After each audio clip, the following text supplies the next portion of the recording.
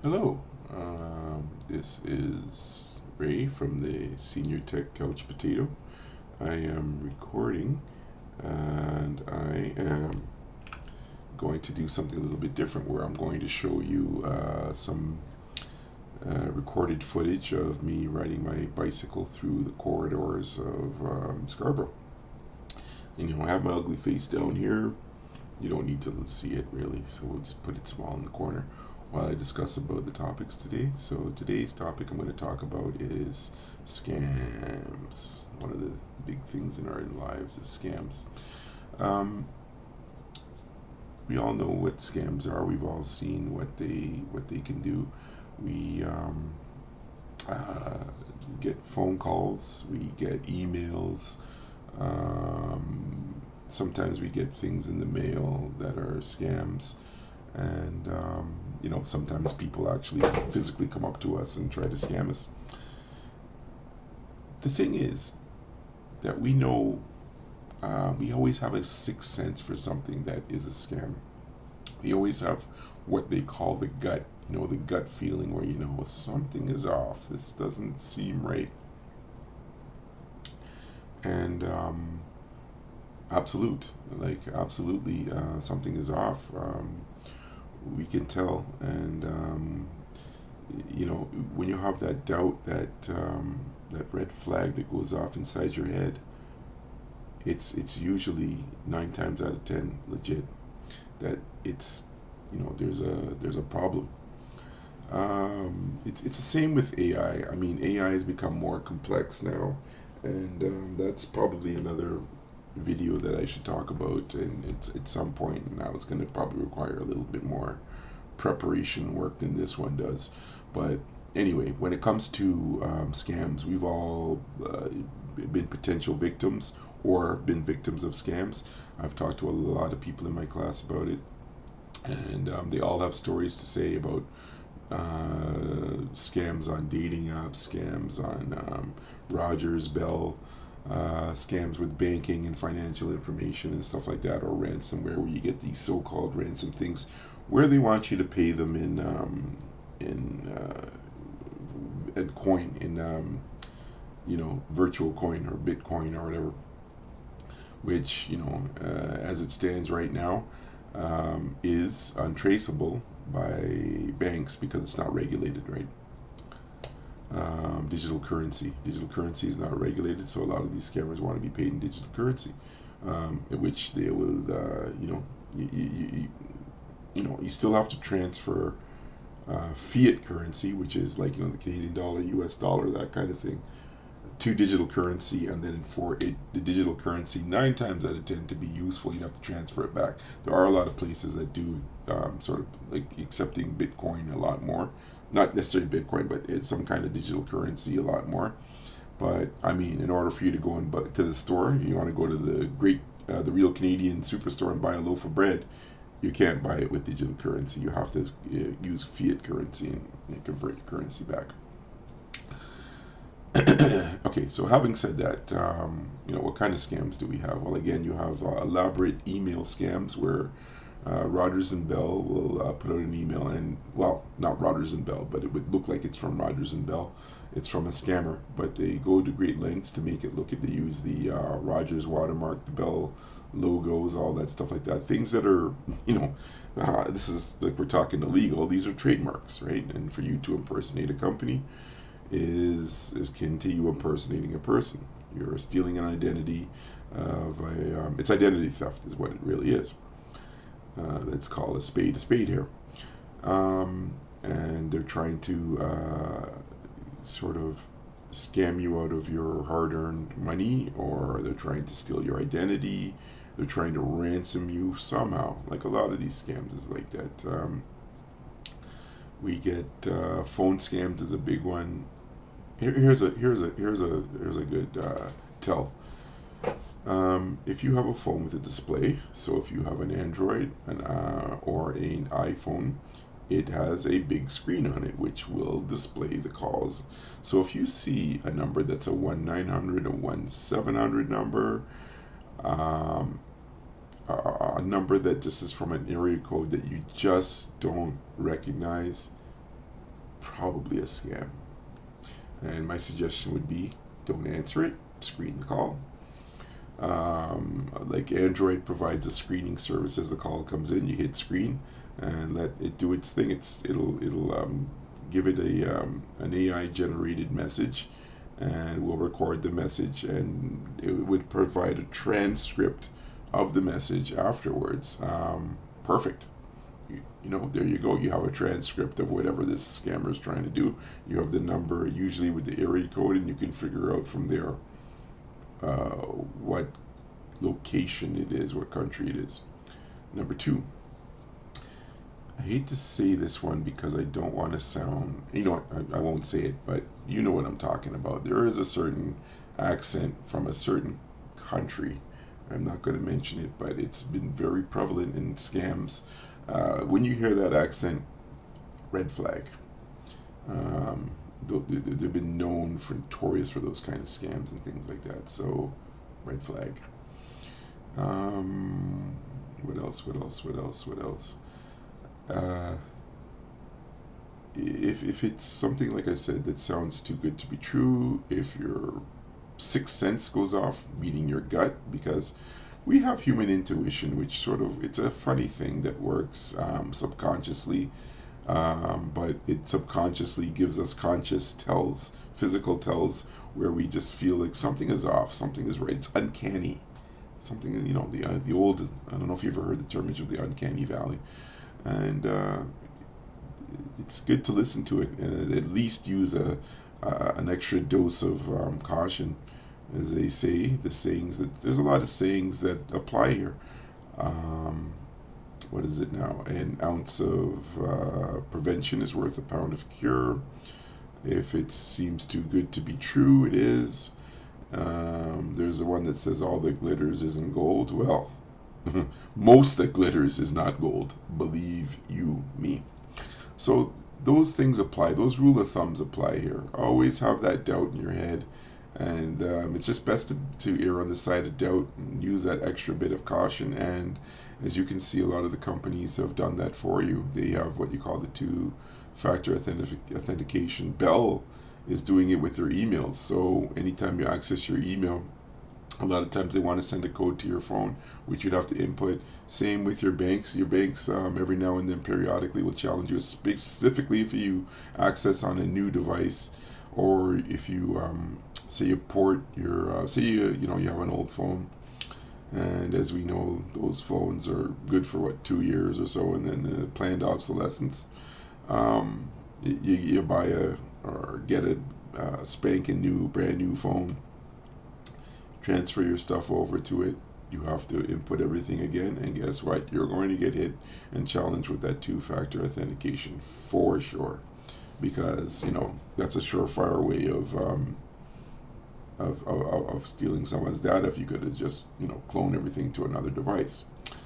So the companies are doing it for you because they're victims of it as much as you and I are victims of it, and it's costing them. Well, I don't know how much it's costing them because they don't even want to report that, but I'm sure it's costing them millions, if not billions. So again, there's ways to protect yourself. If you get a phone call that you can block phone calls on an Android phone. You could probably do it on a home phone, but I'm not 100% sure how to do that. How to block it, but I guess it's something that I could look into, and once I find out, I can share that information with you in a video or something like that. I've shown the class multiple times in my seniors tech class how to report and block spam phone calls on an Android phone. I don't use an iPhone, but an iPhone works very similar to an Android phone. Is probably more secure, and it's probably not spying on you as much as an Android phone is. But I mean, again, if you have an iPhone, you are paying that Apple tax. An iPhone, the cheapest iPhone is more expensive than the cheapest Android phone by a mile. So I mean, I guess you're getting what you're getting. That's that extra layer of security that you're paying for.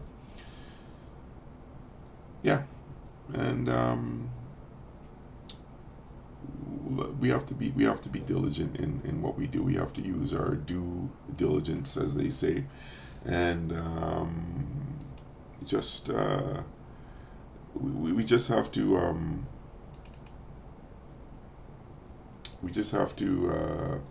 know that what we're doing is, whether it's legit or not legit. Um, as we encounter more and more scams, as it were, and things of that nature, we'll become more immune to it. You'll know what to look for and have experience, and you sort of just gain the experience and to know what is a scam and what isn't a scam. And when in doubt, just ask somebody else. Get a second opinion. You go to a doctor, like anything else. The doctor says, "Oh yeah, man, whatever. You're diagnosed with blah blah blah, triple, third, fourth stage, whatever. You got this long." You go and get a second opinion, and it might not be as harsh, right? You know, you get some advice on something, and then you go and ask somebody else, and just get a few sources and things like that. If you're a reporter or something like that, or you're trying to hunt down a story and get facts, they'll go and get more sources and see what correlates and things like that before you go and make a report. Because again, we all have influence. I'm influencing right now. I'm talking about something. Somebody's watching me. Somebody would take what I'm saying here to heart. So I have to be careful with what I say, what I put out there. But again, as it happens in our lives, anytime that like say a bank, a TV provider, internet provider, any of those guys come out with a stronger lock, there's somebody who comes out with a stronger pick. So it's a game of cat and mouse that we play, and we just try to navigate. Just try to navigate the best that you can, and sort of. I'm not saying not to try new things, sort of stick to what you know, but if you really don't know something, it's probably not best to try to jump in with 2 feet. So if you're not, let me give you an example, if you're not really knowing how to trade stocks or something like that, don't jump in and start trading stocks. You'll probably lose a lot of money if you don't know what you're doing. Things like that. And you see there's a lot of scams that involve where they try to ransom you and say, "Oh, we have pictures or videos of you are doing something or whatever, and if you don't pay this much Bitcoin or whatever," and they're going to ask for Bitcoin or digital currency, because digital currency is not regulated as it stands right now, which means that no banks, no governments really control it. It's it's out there on the sort of free market, and for the most part, it's untraceable when it's in digital currency. However, in order for you and I to get digital currency, we'd have to take our fiat currency, which is the Canadian dollar, US dollar, what have you, and convert it to the digital currency by you have to purchase the coin, whether it be Bitcoin or Ethereum or whatever, Doge, if you're so inclined. And you basically just have to convert it and convert it back if you want to do anything meaningful with it. You can't just buy like a loaf of bread or something like that with it. So it's that's the way that cookie crumbles. So you find yourself in a situation where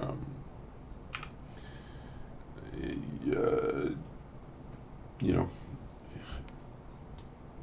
you could end up like that. But again, don't fall for those scams. It's a scam. Do not purchase Bitcoin or whatever and give to these people with a ransomware. A lot of them try to fool you and bamboozle you. They go to great lengths to make it look like Rogers or make it look like Bell, or say they're from TD or whatever bank it is, and then they start saying, "Oh, do you have this particular card?" and so on and so on. They start asking you questions, trying to get more information about your card. No, you don't give it to them. You just say sorry, whatever. Call your bank. Hang up and call your bank and say that this happened or whatever, and your bank will advise you if it was legit or if it was a thing. I think the people were even going as far as to impersonate the CRA and things like that. And we know that the CRA is already how can I say this nicely? The CRA is already a mess as it is right now. Never mind people going impersonating them and trying to get whatever information or money that they're trying to get from you. You just don't, you just hang up and you call back the CRA and say so and so and so on and so forth, and they can tell you whether it was legit or not, or if there was somebody was attempting to scam you out of your hard-earned life savings or whatever it is. So again, you just got to be diligent and try your best to just navigate these waters of whatever's happening. It's not easy to do, but as we go on with it, as we sort of navigate these times where technology is so much more prevalent in our lives. I mean, the government of Ontario, the government of Canada, even the city of Toronto would rather you go to a kiosk and do your transaction there, or go online and do whatever it is that they need to do there, whether it's to renew your license plate, your health card, to register for your taxes, or claim declare the vacancy tax or whatever, or occupancy or whatever. It's all pretty much online, because when it comes down to it, why would we have to pay somebody to stand there and do that when we have to, and a human being needs benefits and breaks and vacation and things like that, when we can just get a computer to do it, and we just have to pay one person to manage all this IT and all that stuff like that. That's where they're headed, man. It's all dollars and cents, and they do try to spin it to you like it's convenience and stuff like that, and for some it is convenient, but for others it's a heroin experience. For instance, the Service Ontario across the street from me here always has a huge lineup. I would never go to that one. I would, 9 o'clock in the morning, I think we're at 9 o'clock Eastern time right now, I head on over to Cedar Brae Mall and go to that one and, be served, almost as soon as I go in there. And I'd rather do that than, try to go online. But I do have to renew my license this year and my health card. So I imagine I will actually have to physically go into a Service Ontario.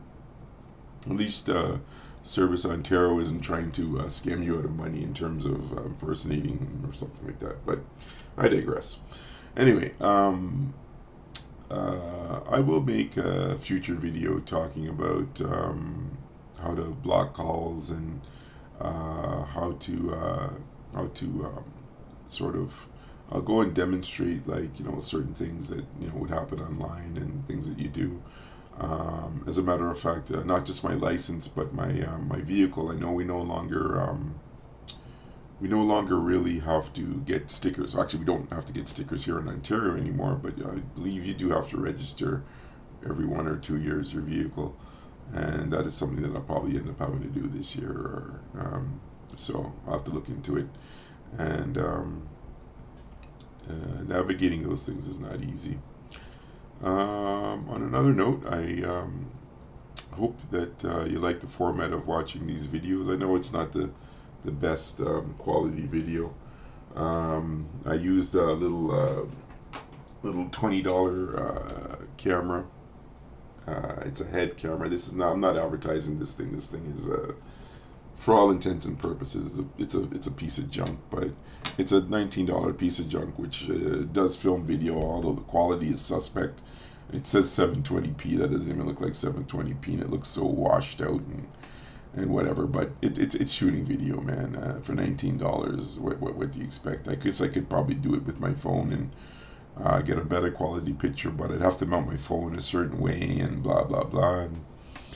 And, let's just say that I'm prone to uh, accidents and things like that. My phone would probably end up go flying off of the bike and end up in a creek or cracked or something like that with my luck. So I'd rather lose this $19 camera if anything happens to it. And as I've said before on my previous video, we do have two-factor authentication, and my phone is very important for that, as is I'm sure yours, because your phone will be your phone has essentially been turned into a security key. So you go to log into your bank account, it wants to send a code to your phone or even an email. But they like to send the codes to the phones because that's a physical device that you have on you and your person, and even the email can be spoofed. The phone is a bit more secure because it's something that someone would have to physically grab from you in order to get that. So and these have become more prevalent because of the things that I've just discussed. So they like to send you these codes to make sure I don't know if you've ever called a company about something and they keep asking you question after question after question after 10 questions, like you basically say, hey, do you want some DNA or something like that, to prove that it's me. But then again, that's the world that we live in. This is what's happened, and this is why we have to go to they have to go to these lengths in order to prove your identity and prove that they're you. And you know a lot of times, like I said, you get that accent. I'm not going to go into it, but from a certain place, that's Scam Central. So anyway, I just hope that everybody enjoys this new format that I want to try, where I put in the as I'm talking, I put background of my riding.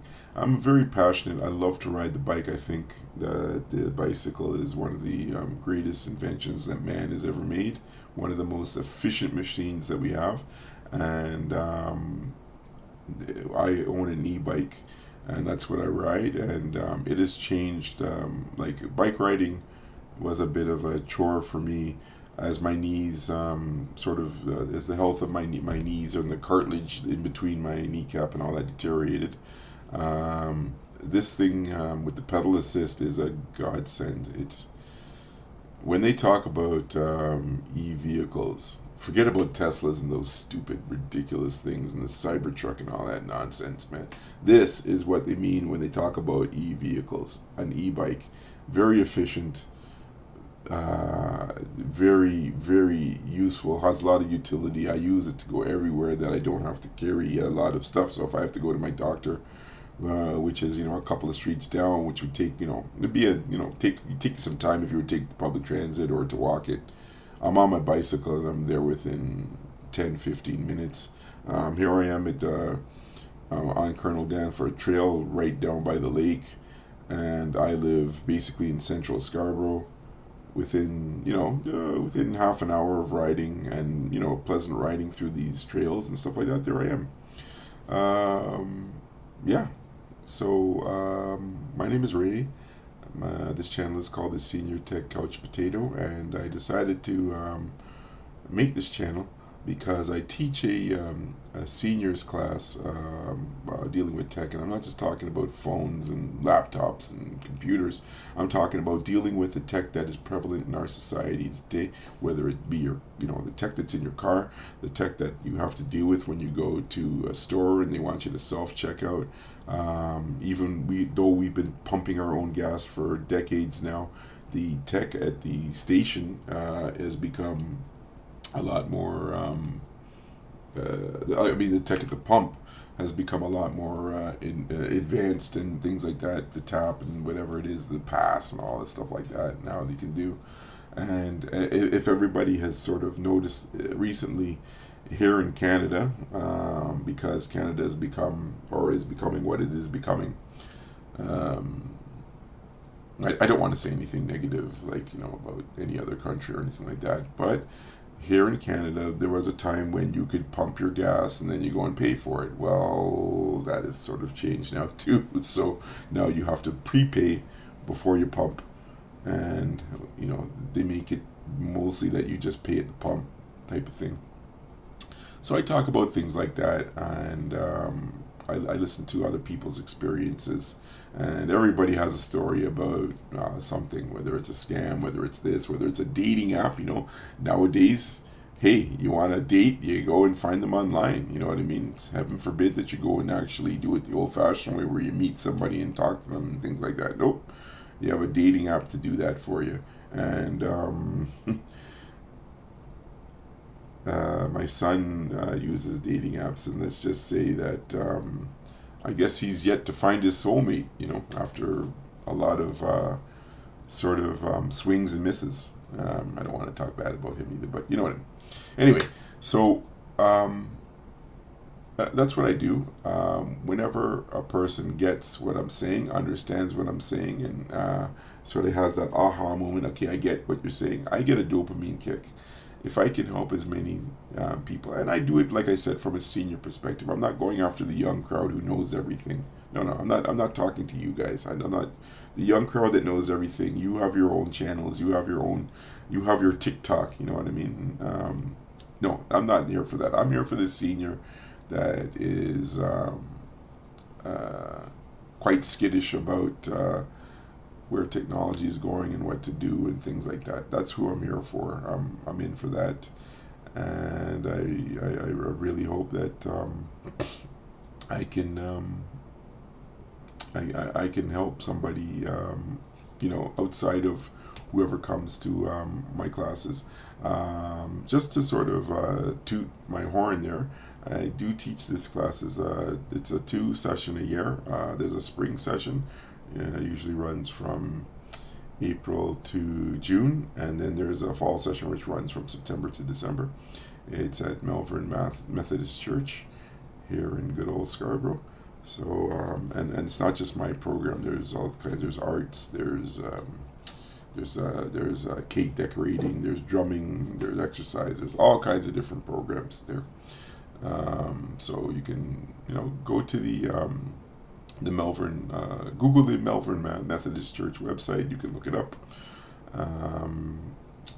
But I've expanded into this YouTube channel so I can sort of continue on for those that do come to the sessions and want a little extra, and also to reach other seniors who might be looking for that little something to help you out.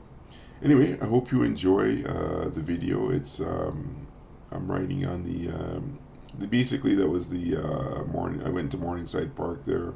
I started off on the Pan Am Trail through Colonel Danforth. So this is along the lakefront, Colonel Danforth, approaching the water treatment plant. So yeah, I hope whatever you're doing, you have a nice day, a nice weekend, a nice week, a nice month, a nice year. This summer here in the city of Toronto has been like very little rain. The weather, we've had some hot days, but I mean they've been tempered with some very reasonable days. It's been an absolute gem of a summer so far. We're halfway through it. I will be heading out west at the beginning of August for 2 weeks to spend time with my children who live in Alberta.